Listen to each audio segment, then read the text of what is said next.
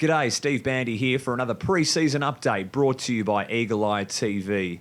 And with the opening round of the NAB Cup Series less than a month away, training has noticeably intensified here at Patersons Stadium. With a new coaching crew, all players view the beginning of the season as a fresh slate with multiple positions up for grabs.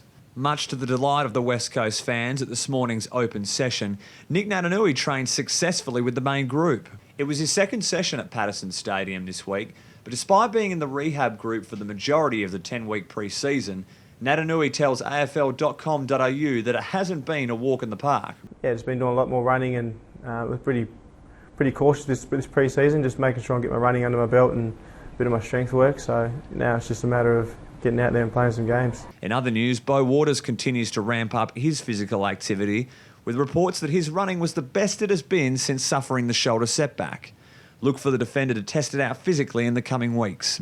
Sharrod Wellingham will look to return to main training sometime next week, with he and Will Schofield missing today's session. Schofield sustained a slight hamstring strain last week, but is tracking along nicely for an imminent return.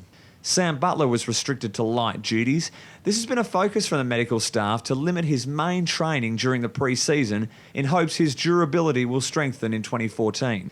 And Josh Kennedy seems to have removed the stutter, at least from his training technique, as the key forward could hardly miss in today's session, putting on a clinical display in front of the Eagles faithful.